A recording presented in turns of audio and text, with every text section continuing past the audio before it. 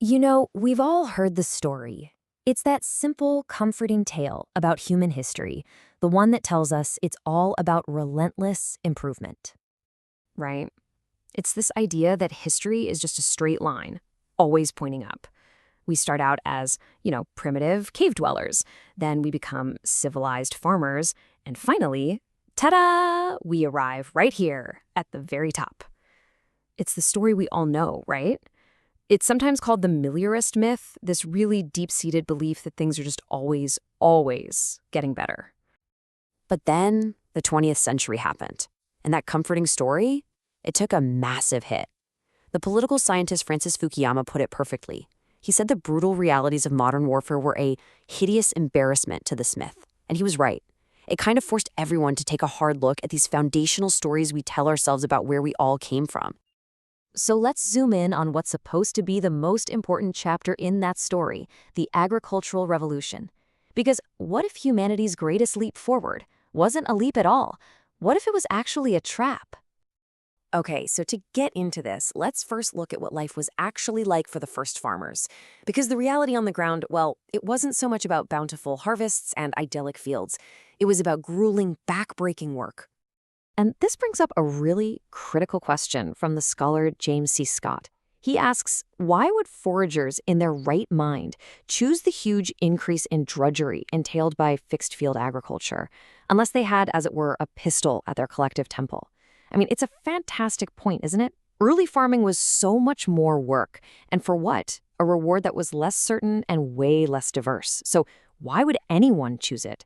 Did they just kind of slip into it by accident? Was it because of population pressure or maybe climate change? Whatever the reason, the evidence is pretty clear.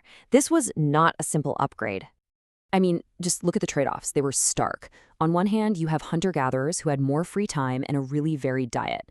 On the other, you've got early farmers facing relentless work and a dangerously narrow diet, relying on just one or two crops.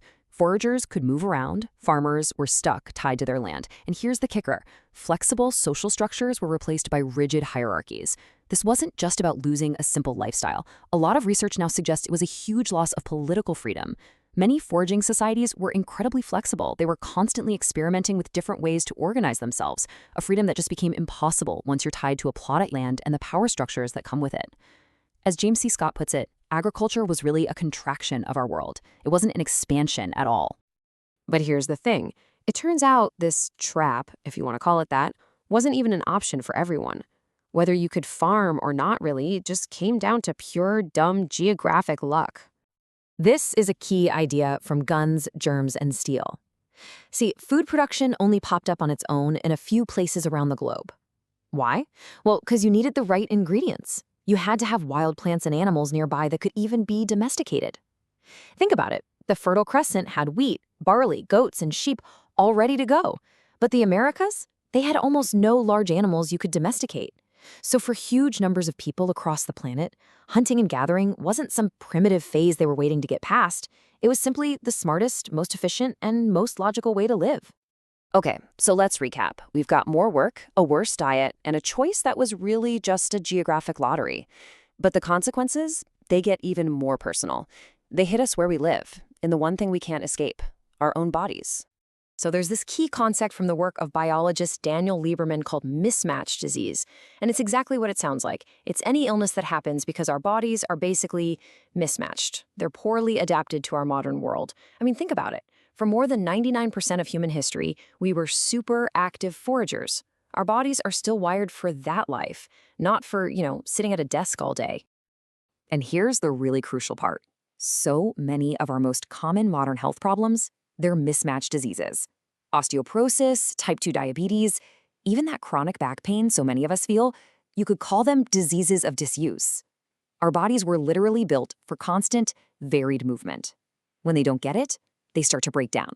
This is the direct biological price we are still paying for leaving that forager lifestyle behind.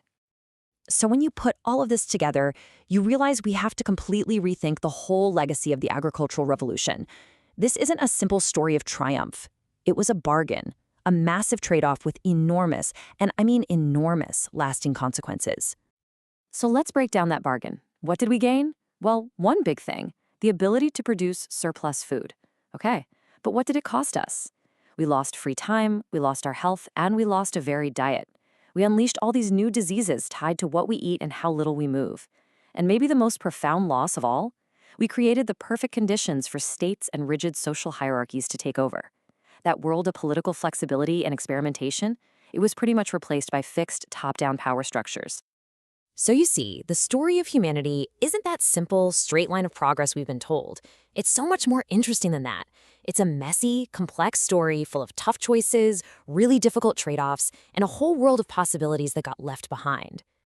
And all of this leaves us with one last big question. If our so-called progress was built on a foundation that was this costly, this complicated, a foundation that our own bodies are still struggling with today, then what other fundamental stories about ourselves, about why our world is the way it is, do we really need to start questioning?